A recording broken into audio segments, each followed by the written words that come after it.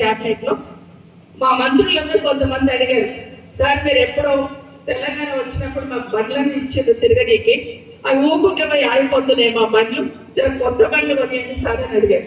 Sir ఏం చెప్పారు తెలుసా కేసీఆర్ గారు, ఒక్కొక్క పైసా ఇది మన పైసలు కావు, మన ఎంజాయ్మెంట్ కోసం కాదు, ఇది తెలంగాణ బిడ్డల ప్రాపర్టీని మనం కాపాడనుకున్నాం.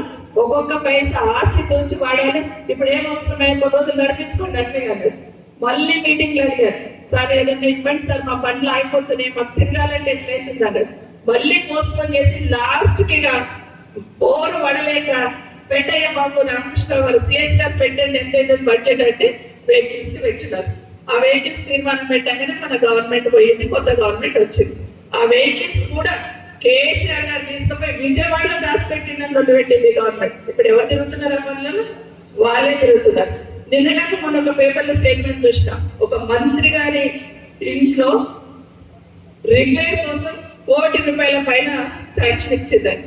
కేసీఆర్ గారికి ఇక్కడున్న వాళ్ళకి తేడా గమనించమని కోరుతా ఉన్నాను. ఎందుకంటే కేసీఆర్ గారు ఒక తండ్రి స్థానంలో ఉండి ఒక్కొక్కటి కాపాడుకుంటూ, ఒక్కొక్కటి చేసుకుంటూ, ఒక్కొక్కటి బాగు చేసుకుంటూ ఈరోజు కరెంటు 3 సార్లు పోయింది.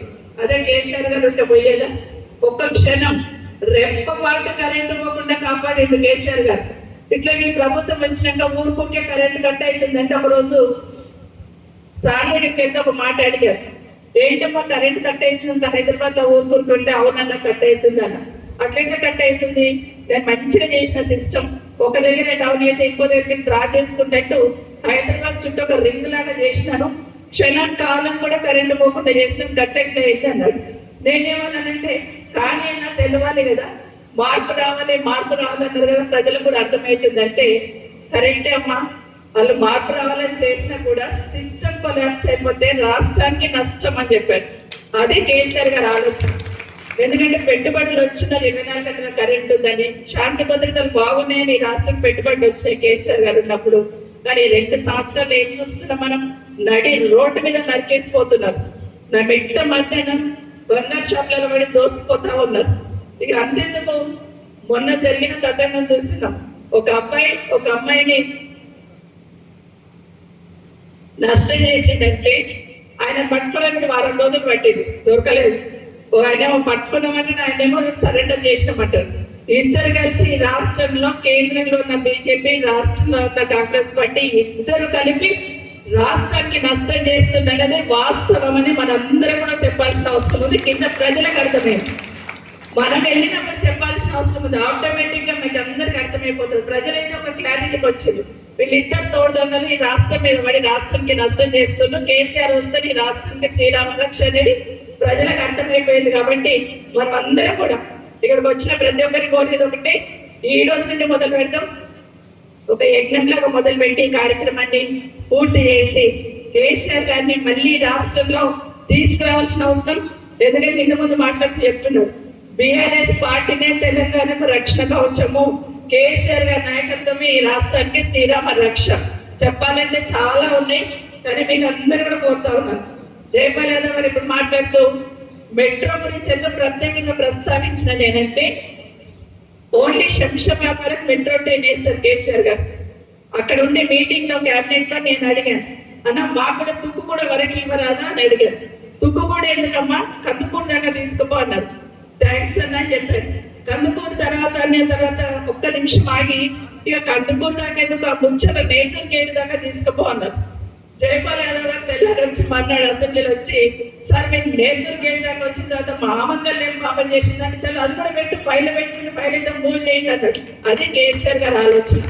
కానీ ఈ ప్రభుత్వం వచ్చినాక ఏం చేస్తున్నారు, మెట్రో రాయదుర్గంకి వెళ్ళి శంషాబాద్కి వెళ్ళి కందుకూరుకి వెళ్ళి ఇక్కడికి తీసుకొస్తే పేరు కేసీఆర్కి వస్తుంది.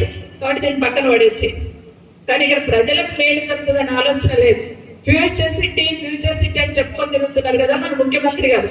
ఫ్యూచర్ సిటీ అంటే ఏంటంటే ఫస్ట్ చేసింది ఏంటంటే మెట్రో క్యాన్సల్, సెకండ్ చేసిందంటే ఇక్కడ మెడికల్ కాలేజీలు క్యాన్సల్, థర్డ్ ఏం చేసిందంటే ఇక్కడ ఎయిర్పోర్ట్స్ అన్ని క్యాన్సల్. పేరు మాత్రం మెట్రో సిటీ అని వెనకాల నడిపిస్తుంది. ఒక వ్యాపారం అని మనందరికి అర్థమైపోతున్న విషయాన్ని ఒకసారి గుర్తు చేస్తూ, మీకు అందరికీ కూడా మళ్ళీ మనకు గతంలో ఉన్న ఎట్లుంటే తెలంగాణ, ఎట్లయితే తెలంగాణ అని ఎట్లయితే పాటలు పాడుతున్నాము, కేసీఆర్ గారు రాగానే ఏమన్నా ఎట్లుండే తెలంగాణ అన్నాం. కేసీఆర్ గారు తీపేటప్పుడు ఏం చెప్పినాం? ఎట్లయింది తెలంగాణ అన్నాం. ఇప్పుడేం చెప్పాలి? ఎట్లా ఉండే తెలంగాణ, ఎట్లా చేసింది తెలంగాణ అనే కాడికి వచ్చింది.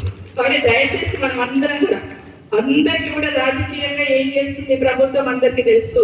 కేసీఆర్ ఏం చేసిందో అందరికీ తెలుసు. పోతే ఈ రాష్ట్రానికి నష్టం జరగొద్దంటే మళ్ళీ టీఆర్ఎస్ పార్టీ వెనక్కి తెచ్చుకోవాలంటే ప్రధానంగా ఓట్ అనేది, ఎస్ఐఆర్ అనేది ఖచ్చితంగా చూడాల్సిన అవసరం ఉంది. మన వాళ్ళను మనం ఎలక్షన్ అప్పుడు ఒక పని చేస్తాం. ప్రతి బూత్ లో ఒక 10 మంది చేసి ముందు ఆ బూత్ లో ఉన్న ఓటర్ లిస్ట్ చూసుకుంటాం. దాంట్లో ఏం చేస్తాం మనము? ముందు మన పడే ఓట్లు ఎన్ని టిక్ చేసుకుంటాం. తర్వాత ఏ పార్టీకి ఏ ఓట్లు పడతాయని టిక్ చేసుకుంటాం. వాళ్ళు మీకే తెలుసు. మధ్యలో ఏముంటాయి? న్యూట్రల్ ఓట్లు ఉంటాయి, కొన్ని అట్లాంటివి ఉంటాయి.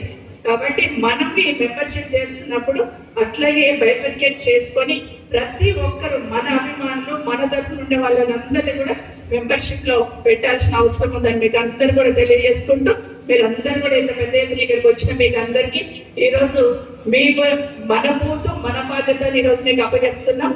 బూత్ని కరెక్ట్ గా చూసుకోగలిగితే ఆటోమేటిక్ గా రేపొద్దున మన పార్టీ ఇక్కడ జెండా ఎగరేస్తుందని మీకు అందరికీ మరొకసారి తెలియజేసుకుంటూ, జై తెలంగాణ, జై కేసీఆర్.